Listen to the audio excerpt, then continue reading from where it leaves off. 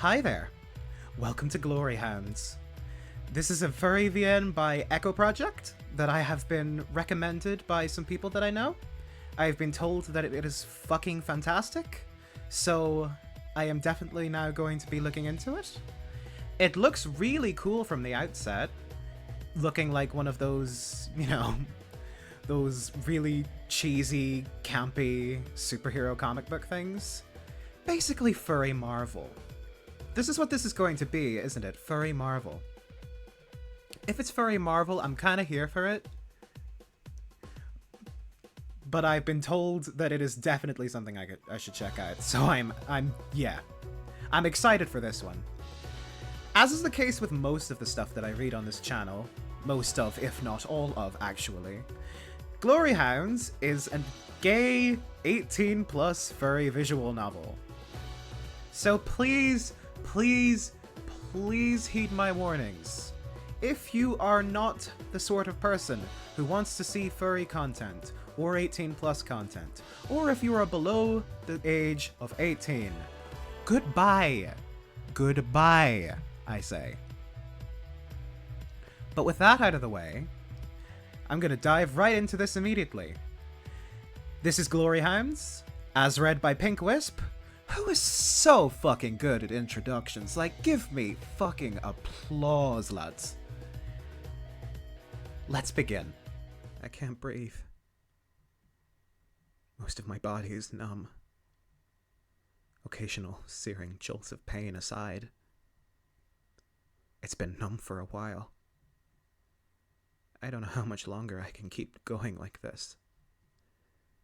How much longer I can keep running. Everything I do just leads to more suffering. More pain. More stairs.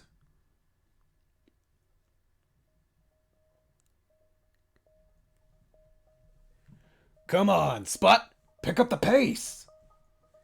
Betrayed by my closest ally. Can't.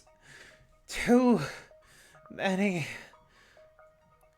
My legs are screaming in agony, but no one answers their call. Raven 3, what's the situation out there? Over.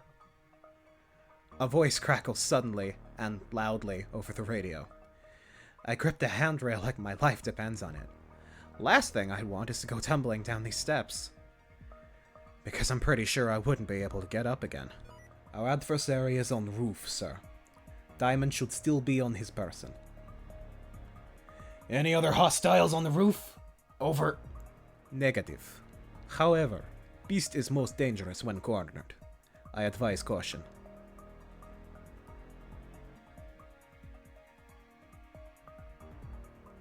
Raven 3, I need you to say over.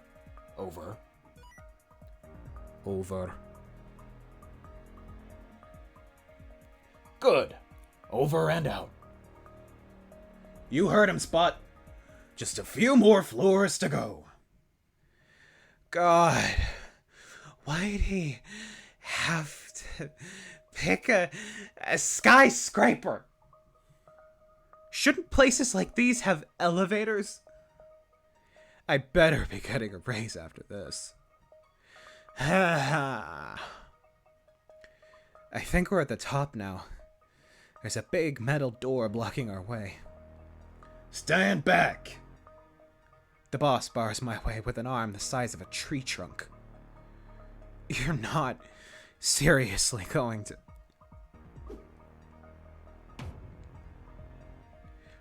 Ow!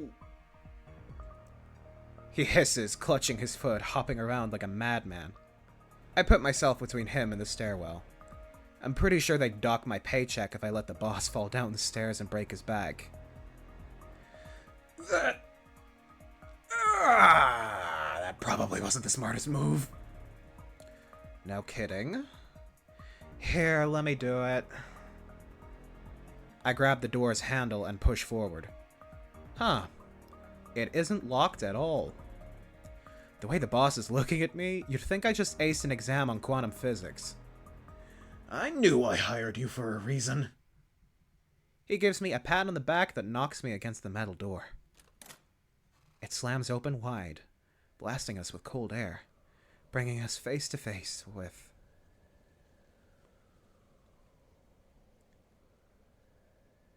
the target. There you are, you treacherous snake! You won't get away this time! Well, well, if it isn't the Dawn Hound and his protege. A dark chuckle sounds from the other end of this rooftop. It's enough to send shivers down any man's spine. Or maybe the shivers are just my vertigo getting the best of me. I press on. This uneven rooftop gravel is hell underneath my already sore feet, even with my boots on. And the cool spring air is making me regret my choice of outfit. I have to admit, I'm surprised you'd be foolish enough to follow me all the way up here. Of course, judging by your fashion sense, making bad choices seems to come rather naturally to you. Give it up, villain! You've nowhere left to run. Pretty soon, the only thing you're going to be wearing is prison stripes. I'm not so sure, Mr. Dawnhound. Because from my point of view, you seem rather cornered yourselves. Like a predator about to pounce, he regards me with squinted eyes. All right, this is the moment I've trained for. I assume the position. Shoulders straight, arm outstretched, index finger pointed at the culprit. Just like they do it in the movies. Hand over those diamonds right now!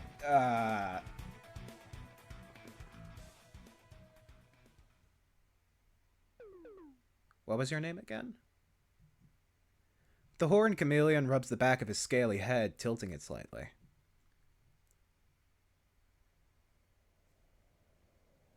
Are you quite serious right now? I'm bad with names, okay? I just told you 5 minutes ago. The tragic backstory, remember? The invisibility powers? Starts with a K. Nope. Doesn't ring a bell. He growls ferociously. Cameo! Huh? It's Cameo, you blithering idiot! Cameo! Oh! Badass. Did you come up with that one on your own? Next to me, the boss buries his face in his paws. Can we just fight, please? For the love of God, yes! You're going down, Camo! It's Ugh, you know what, no. I've had just about enough of you. Rise, my minions!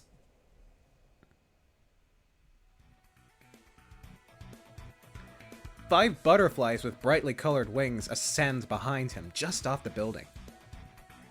Are those actual swords? Actual swords. Actual swords? Airborne hostile spotted. I thought you said there were no other hostiles! No other hostiles on roof. Do be listening, yes? Nothing we can't handle. Let's see this chameleon turn black and blue. Life flashing before my eyes, I set a new world record for zooming through the 5 stages of grief. My eyes meet the boss's right as I'm at the bargaining stage. Help! Easy, Spot. Easy? Easy? They're gonna kill us! They might seem scary, but they wouldn't know teamwork if it struck them in the face. Which we are about to do, repeatedly. His warm gloved paw on my shoulder only does so much to soothe my nerves.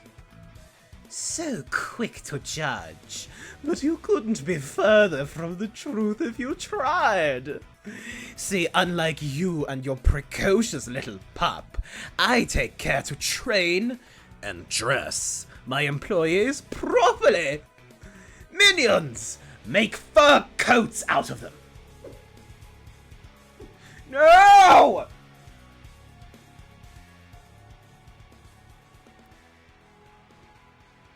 My name's Alex de Ruige. I'm 28 years old, completely and utterly single. I live in Schippersburg, the capital of Batavia, where the weather is never just right and we always find something to complain about. This is gonna sound cliche, but you're probably wondering how I ended up here.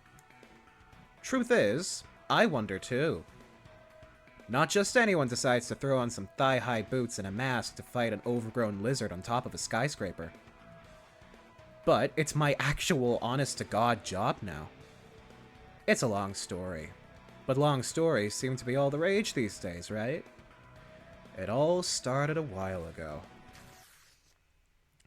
Did you seriously just interrupt me for a flashback?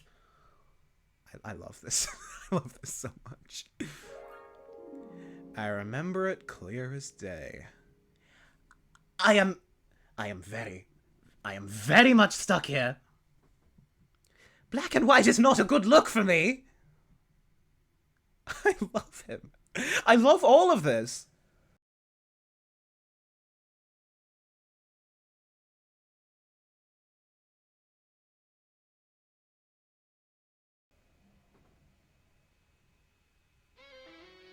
Issue number 1. A spot of trouble. I hate what I just did. I hate that. I hate everything about myself. Why'd I do that?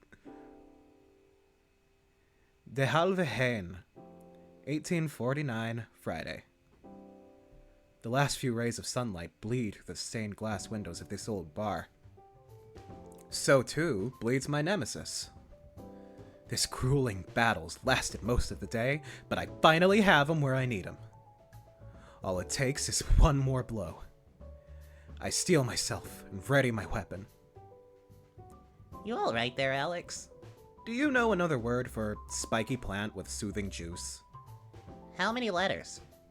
4. Probably aloe, then. My strokes are quick, precise. All it takes is 4 letters and my name and address, and I'll have conquered this week's crossword magazine. I sheathe my trusty weapon by putting on the cap and snacking some celebratory peanuts. They're so salty, I think I just swallowed 5 times my daily recommended sodium intake. You know those contests are all rigged, right? Jules won a hairdryer once. The one he had to pawn off because he doesn't have any fur? He still won. The Sphinx cat sitting on the stool next to me looks up from their phone like a fish coming up for air. It doesn't stop them from continuing to scroll down a never-ending newsfeed of celebrity gossip and food photos, all while stirring a cup of tea with their other paw. A true master of multitasking, this one. With the owner out for a smoke, it's just the 2 of us here right now. Some would say it's pretty dead for a Friday night, but I don't mind. Sometimes the rich, bitter aroma of fresh coffee is better company than most of the regulars. Or so I like to tell myself to ease the creeping loneliness. What are you trying to get, anyways? I close the magazine and stuff it into the messenger bag sitting at my feet, kicking it under the dark, scratched wooden counter. Grand Prize is a new bike. They cock an eyebrow. The stirring stops, their tea still swirling in its cup. No doubt struggling to break down the entire pot of sugar they downed in it. Old one giving up the ghost?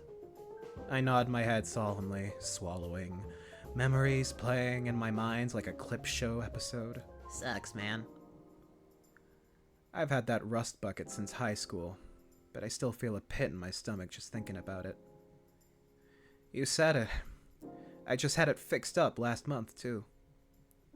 There's some things even a good oiling and lubricating can't fix. Yeah, my love life's living proof of that. God bless its little wheels. It's been through a lot. They wipe a fake tear from their eye, popping a single peanut into their mouth. Dad said it's just at the end of its lifespan. I'd buy a new one, but money's a bit tight at the moment. More like always, but Lou doesn't need to know that. Can you borrow someone else's? What about Max's? I don't ever see him riding it. That's because he just flies everywhere. I bury my face in my paws, resting my elbows on the counter. And he doesn't let me ride it anymore. How come? I kinda almost crashed last time I borrowed it. Actually, I did crash. Fell right into the canal, too. Damn near got hit by an underwater train when I tried to swim out.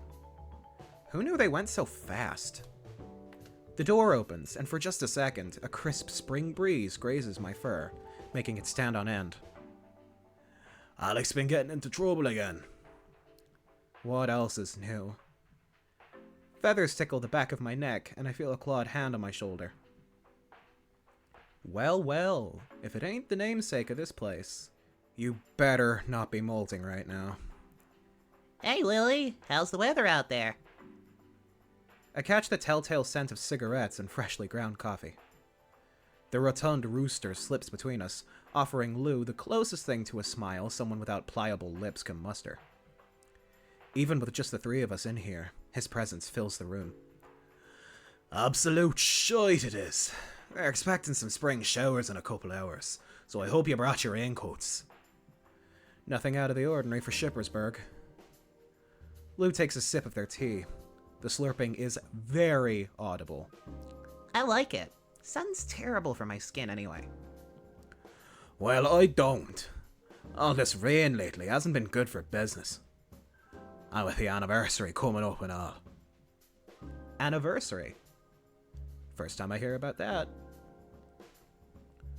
Blimey, don't tell me you forgot about the big 25.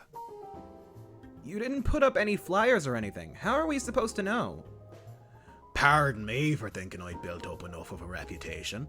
The Hand does apparently appear in some sightseeing guides. Probably the only LGBT bar that does. I've been coming here almost every week since college, so I know some of the stories. It used to be an old church building that sat abandoned for decades after the war.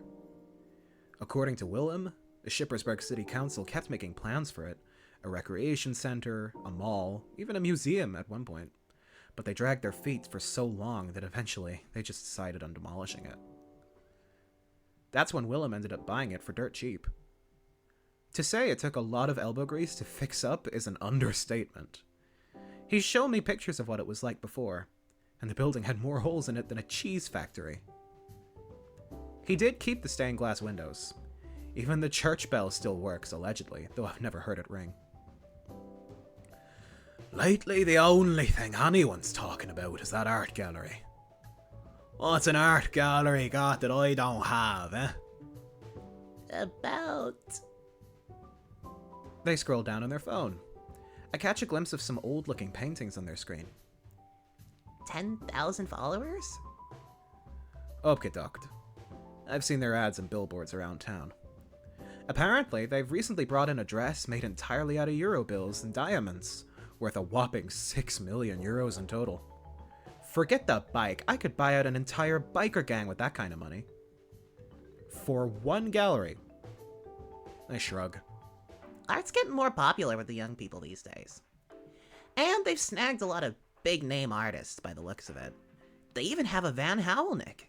You ask me, I'd rather have a couple good regulars than a Van Howlnick or a faceless crowd of followers. Do you even have an account? The rooster brushes clawed fingers through his comb, shaking his head. For the love of God, it's 2035! Get with the times, Willie! Al here can help you out sometime. Lou's bony elbow hits me right in the ribs. I clear my throat. So, when's the party? Next week on Saturday. You lot are welcome too, of course. He hands me an invitation printed on cheap printer paper. Lou leans on my shoulder to catch a glimpse of it too. Wouldn't miss it for the world.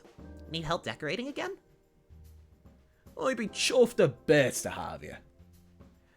I gotta work next Saturday. Sorry. Again? Man, they've been running you repair boys ragged lately. They take another sip. That tea must have gotten pretty cold by now. Tell me about it. I haven't had a proper day off in months. Offer still stands if you want to work reception with me. My manager already said, Hard pass. come on, beggars can't be choosers. The coffee isn't that bad. I point at my brow piercing, then at my tongue piercing. What am I supposed to do about these? Customers would probably freak out if they saw. So you'd probably set off a few metal detectors. Big deal. One of my coworkers has more tats than a cheetah has stripes. Willem strokes his waddle. Pretty sure cheetahs have spots. I'll just keep doing repairs, I guess. You don't sound too happy. I feel like it's all I'm really good at. What a load of rubbish. Willie's right. I've tried your salsa dips. Thanks.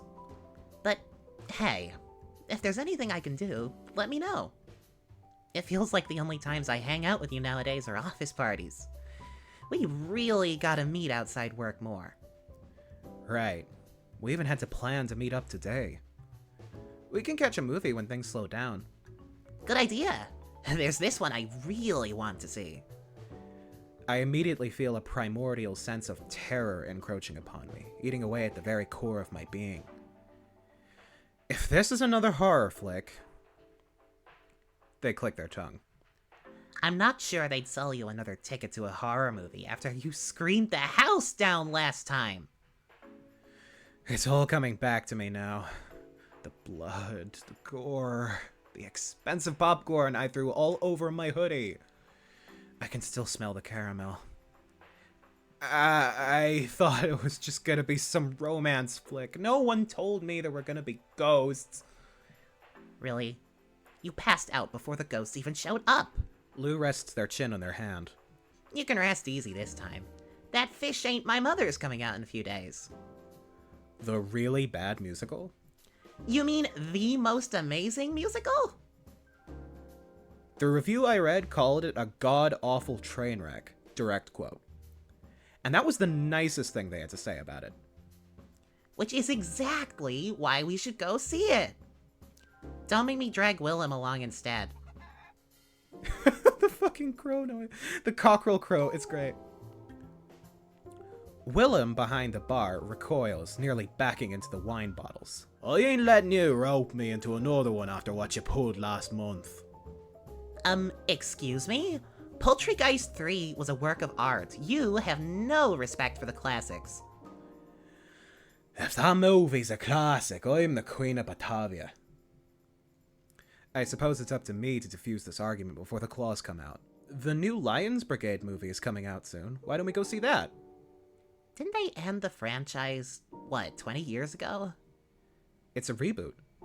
Alex, aren't we a little too old for comic book movies? I'm 28! Hell, you're older than I am. Exactly. Face it, Al, we're dinosaurs at this point. Fossils! Remnants of a bygone age. I get the point. Give it a couple more years and you can't even put twink in your profile anymore. I roll my eyes. So, what makes musicals any better? Musicals let me pretend I have at least some class.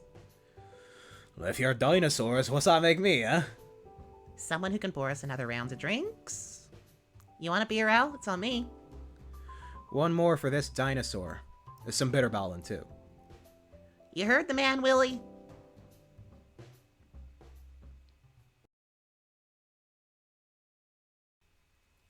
Oh my god, yes!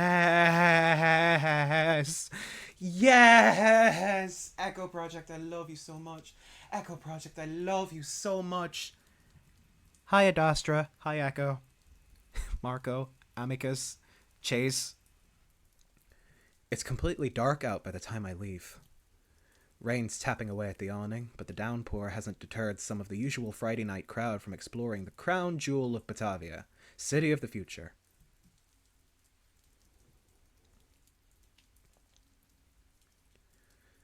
There's nocturnals heading to their jobs for the night, while a few brave diurnals go from bar to celebrate the weekend, all underscored by the hum of the underwater trains. I can make out a few people swimming in the canals as well. Probably also out on a night in the town. The stores still seem to be open down there.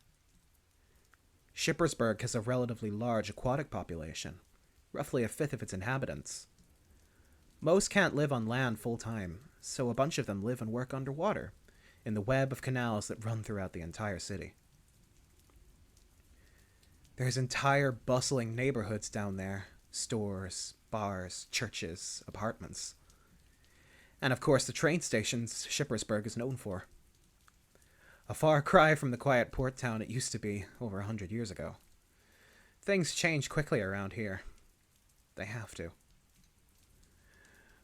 When there's so many species with their own wants and needs living in one place, technology is constantly evolving to meet them. One company in particular has allowed this city's infrastructure to flourish. 20 years ago, Brevard Enterprises came out of nowhere and revolutionized the city, making it one of the most technologically advanced on the continent. Holograms, underwater transportation systems, recyclable breathing apparatuses. Even the town's security system runs on Brevard tech. It's nothing short of a marvel, and turned Shippersburg into a major tourist destination almost overnight. Of course, there are some oddities. The man behind the company, Rahul Brevard, has never been seen in public. He might as well be a ghost. He only communicates through spokespeople. He doesn't even have an online encyclopedia page. The rumors surrounding him have gotten to the point where some people think he doesn't exist at all, that he's made up by the higher-ups to sell some bullshit sentimental story. One man's dream and all that. On paper, though, he's technically my boss. Of course, I'm so far down the company hierarchy, I might as well be underground. My phone buzzes in my pocket. I sigh and extend a hand, twiddling my fingers to activate the holographic interface. I can't be bothered to grab it right now. A lion's face greets me, his piercing green eyes boring right into my soul. I should probably change my lock screen at some point, but it's been hard. Stefan. My stomach turns and I quickly swipe across the screen to make him go away. Even being inebriated doesn't make it any easier to look at him. Alright, notifications. One missed call from Mom. She's been out of the country for a while, but I don't think she has the whole time zone thing figured out. I should call her back later. You ever gonna catch a cold standing out here like that? The door clicks shut behind me. I close the holographic interface like a child getting caught with his phone in class. Just waiting out the rain. It'll be waiting a while. It's gonna be pissing down all night. Well, that sucks. God, just what I needed. Got places to be this late. Just Mrs. De Bruyn's. I have to pick up some things for lunch tomorrow. Say hello to the old bat for me. Been quite a while since I walked in there. She asks about you all the time.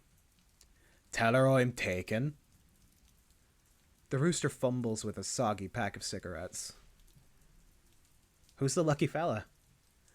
I don't kiss and tell, you know that. How do you even do it?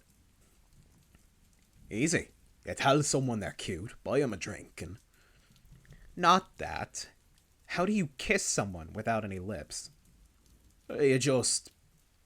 And then... He works his beak. Takes practice, it does. He finally manages to light a cig and takes a long drag, looking at me all the while. He holds the pack out to me. Fancy one. It's very tempting right now. And yet... Nah, thanks. Been clean for a couple weeks now. That makes one of us. Good on you. He puts the pack back in his pocket. Talk to me, Al. Sounded like you were in a rough spot. He puts emphasis on the spot part, because of course he does. This isn't an intervention, is it? I just asked you a question. I finally relent with the loudest, most exaggerated sigh I can muster. I'm fine. I'm not. I can handle myself. Barely.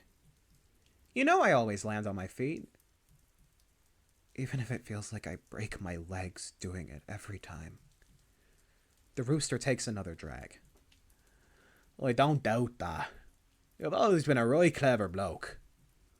Sometimes I just worry. He blows a thick cloud of smoke in my face, and I nearly have a coughing fit. I'm not some charity case. Wasn't saying that you were one. He taps his cigarette, letting glowing ash fall onto the wet pavement. The rain slowed down to a very soft drizzle, making the scenery only marginally less depressing as people pack away their umbrellas. Mind if I tell you a story? Depends. He quickly shakes his head. This one's family friendly, I promise. Sure it is. A long time ago, right here, on a night just like this, I was working a graveyard shift. Weekend after Pride, everyone was still sleeping off their hangovers. Nothing to do, no one to see. I didn't watch this college kid. I'd seen him pass the place a couple times, but he never came in before. After some prodding, he told me he was gay. Scared as shite to tell his parents. Said I was the first person he talked to about it. Can you believe that? A complete stranger. You know what I said? That it wouldn't leave the room. And that I'd have a place to belong, no matter what. I don't mean to sound like a greeting card here, but we need other folks to survive, Alex. Ain't no one gonna be better off if you keep bottling things up. I exhale. I'm just scared, I guess. Yeah? You heard Lou. We're dinosaurs. I'm almost 30, and I've been working the same job since I finished high school. You've got this place to be proud of. I got nothing. So, yeah, I'm scared. What if I never amount to anything? I suck my teeth, trying to keep myself from tearing up. My vision blurs all the same. It's the rain, or so I tell myself. I think it's okay to not have things figured out yet, Al. Personal opinion. You look at everyone else and think they all have their baggage neatly packed away, but truth is, we're all still mucking about trying to deal with things as best we can. He gestures to the crowd. Every single one of them. There's never any shame in not knowing who you are yet. Especially in your bloody 20s. A few feet away from us, a large white moth shrugs off the water still clinging to his coat. He looks at his watch before flapping his shimmering wings and taking flight, just like that. He hovers above the ground for a few moments before taking off into the night as fast as they can carry him. My eyes follow him as he drifts above the crowd, and then eventually, above the buildings themselves. Before long, he's just a dot in the sky. I clench my teeth. It's such a common sight here, but it fills me with awe every single time. Awe and envy. I take a deep breath, trying my best to shake off the insecurity and sling my messenger bag over my shoulder. I could use a cigarette right now. I'm heading out. Hey, have a safe trip home. You hear? I don't want to hear about you getting mugged on the news. I've been here how many times now? That don't make this city any less dangerous at night. Fine, I'll text you when I get there. And I'm sorry about the anniversary thing. Really wish I could make it. Tell you what, you help me clean the hen up sometime and there's water under the bridge. I know we ain't got the volunteer positions open no more, but I'd love to have you working behind the bar again sometime. Like the good old days. Of course, I mean when you have time. When I have... yeah. A big glob of rainwater drips down onto my neck as I step out from under the awning. It's freezing cold, and the sound that escapes my muzzle as it seeps down my back is less than flattering. Willem laughs and tosses what's left of his cigarette on the wet pavement, stomping it out. Have a good one, Alex. I mumble a bye myself, pulling up my hood and walking off into the night.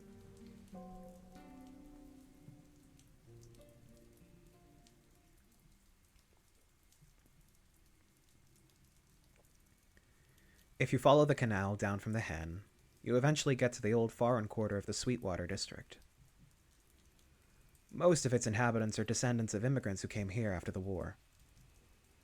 It's by far one of the most densely packed areas of Shippersburg, with every square meter having a restaurant or store offering food or goods you can't get anywhere else.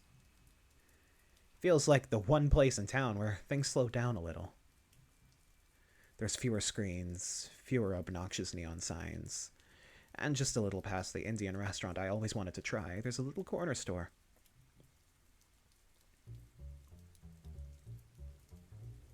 The dark, worn brick makes it stick out like a sore thumb next to all the more modern buildings. It's been graffitied all over. Some of this art is as old as I am, maybe even older. The city's offered to clean it up multiple times, but the owner steadfastly refused. Says it adds character. The bright pink sign reads De Bruyne in a gaudy-looking font. The dimmed lights inside might give the impression that the store is closed for the evening, but it's only open after sundown. That sounds shady, but really, it's just because the owner is asleep during the day, like most nocturnals. When I was still in college, I used to stop by at least once a week to get something to eat after going clubbing. I'd grab some kielbasa and eat it all in one go at 3 in the morning. Ah, those were the days. Unlike most of my other college food, the stuff here had some degree of flavor, on top of being cheaper than anything I could buy at a regular grocery store. So, win-win. I've got a lot less free time these days, but I still grab a bite every now and then.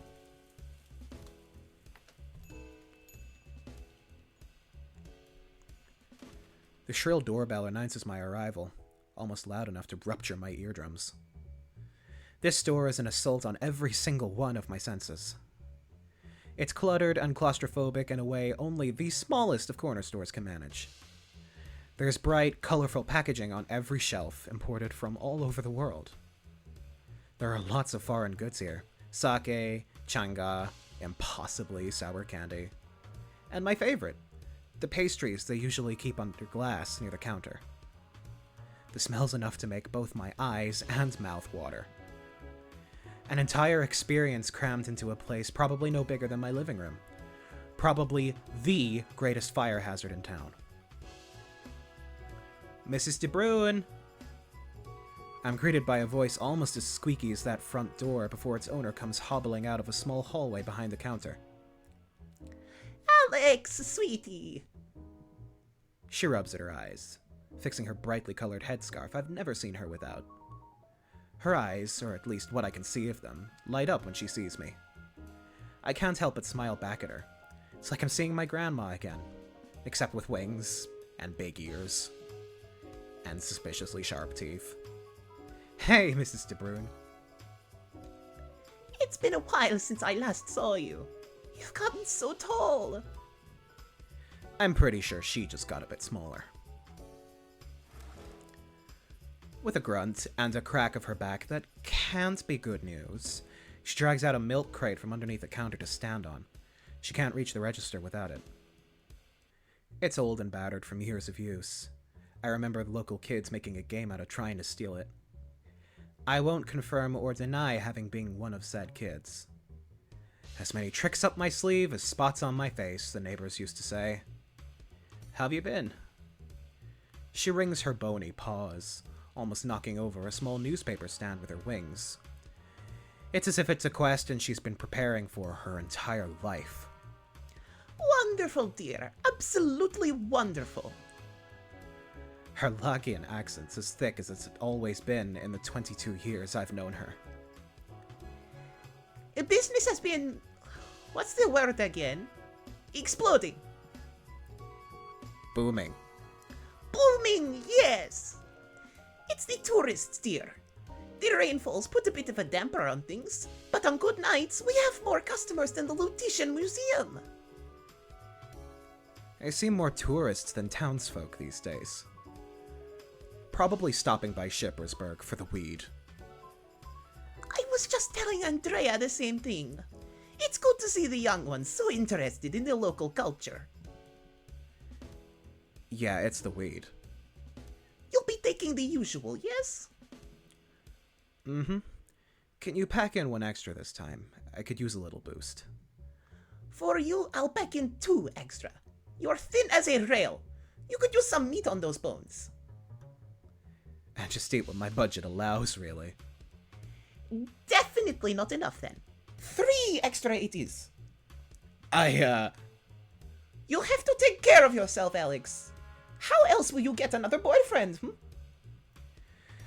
After dying a little inside, I clear my throat. It's okay, ma'am. I'm not exactly on the market right now. Nonsense! The market stays open until the meat goes bad. You'll never know when another customer will show up at your door.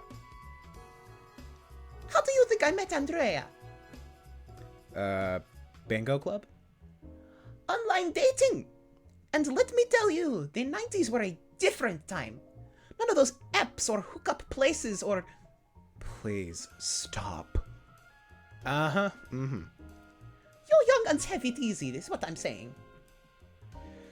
I guess I've been playing this game on hard mode all this time, then. She waddles on over to the pastries. As she bags them, their sickeningly sweet smell starts wafting through the air, overpowering nearly everything else. I grab my wallet, taking out a €5 bill, as she hops up onto the milk crates and starts tapping away at the register. All right, this plus that, carry the 2 and... We're open? Excuse me for a moment, dear. She hops off the crate and heads for the door. I'm left standing there, €5 bill in hand, so close to my pastries I can taste them already. Open up, Granny! I know you're in there! More knocking, no, ramming. The door handle rattles wildly, sending the bell connected to it into overdrive. I prick up my ears and sniff the air so I can maybe get a hint of who or what it is, but I can only smell the pastries. Slinking behind a stacked shelf facing the door, I take out my phone. Open! The person on the other side kicks the door so hard, I see wood bits coming off. Up! It opens inwards, dear. You need to push, not pull. Mrs. De Bruyn's voice is as soft and sweet as always. She's probably used to stuff like this by now. Meanwhile, I'm over here, failing to dial emergency services because my hands are trembling so hard. Oh, sorry. Don't worry, dear. It happens all the... The door slams open inwards, creaking so hard it's a miracle it's still on its hinges.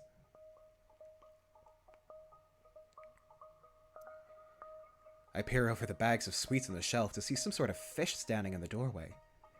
Is it a barracuda? It's hard to tell when the lights are turned down so low. Time. The door crashes shut behind him with the ring of the bell and the splintering of wood. I duck, hoping to God he hasn't seen me yet. Ahoy, ma'am! Word on the 7 Seas is you haven't paid your fees yet. Fees. Emergency services! Emergency services! Ah, so those large ears of yours ain't just for show. Mrs. De Bruyn lets out an affronted gasp. I don't know if it's because of the insult or whatever this pirate act is supposed to be. That's right, Granny. Fees. Protection money. Keeping the streets clean doesn't come cheap, you know. There be debts to be paid, coffers to be filled. I pay my taxes same as everyone else, thank you. Well, you see, this is a new kind of tax. You pay us, and we make sure nothing bad happens to you. Give and take. You get what I'm saying, madam? That won't be necessary. This is one of the safest neighborhoods in the city. Haha! Oh, but accidents happen when you least expect them. You don't want that, do you? Well, neither do I, and neither does Captain Ahab, scourge of the salt water. Is that a threat, dear? The Saltwater Syndicate doesn't make threats, ma'am.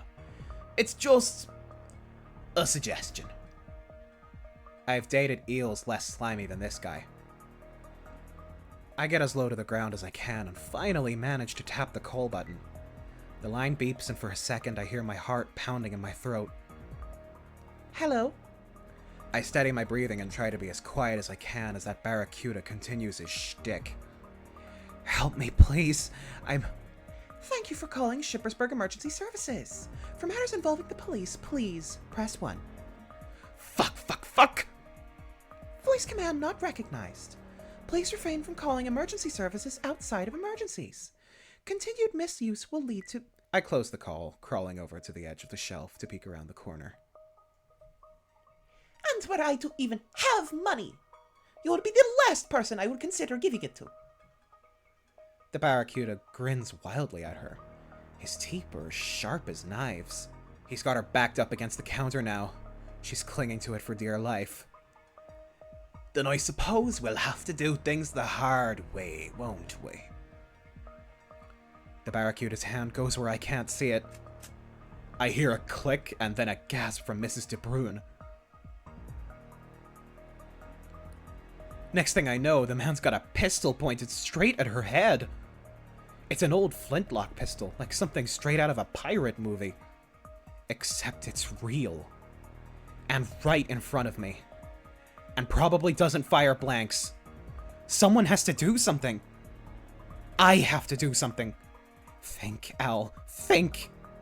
I scan the shelves for anything I can use. Maybe there's something heavy in here. My eyes fall on a large plastic condiment bottle. I try sniffing it to see what's even in it, and I have to hold in a pained sob almost immediately. It's sweet, sour, spicy, all at the same time. Are those onions floating in it? What is this unholy concoction? Get it together, Alex. You have to do this. For once in your life, get your shit together! I get up, gripping the bottle so tight, I can feel my paw getting sweaty. Hey! My voice cracks 5 times, shouting a 3-letter word. Good going, Alex. Very intimidating. His head snaps in my direction immediately, and right away I feel the semblance of courage I had moments ago drain from my body. You leave that lady alone right this instant! I charge forward, condiment bottle in hand, running on nothing but pure adrenaline and a few bottles of cheap beer. Are you running a rig? I catch him off guard, using whatever force I can muster. Slam the bottle down on the fishbowl helmet.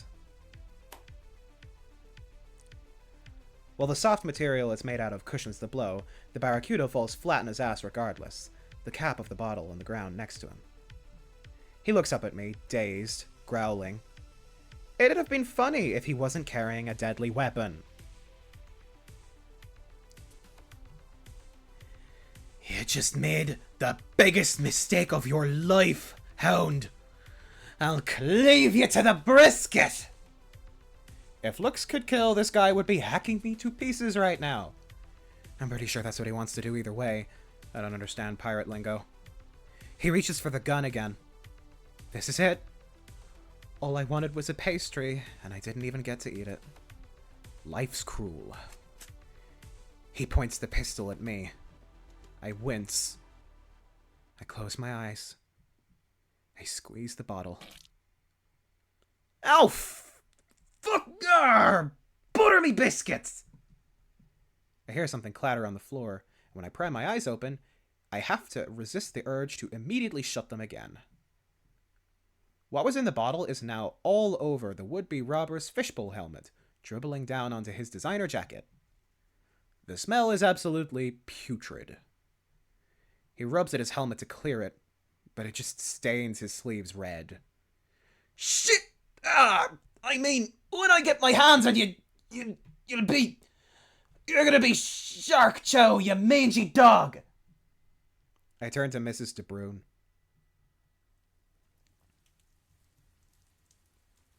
Run! It takes her a moment, but she nods and disappears, sprinting for the door. Just me and Pirate Pete over here now. Why did I do this again? He's rubbed away most of the sauce in his helmet, but the rest of his clothes are a mess of blood-red stains. Blood-red stains that smell like an expired hot dog. I try kicking the gun away, but he's gotten to it before I can even get my foot up. This is what you get for messing with Ishmael, matey!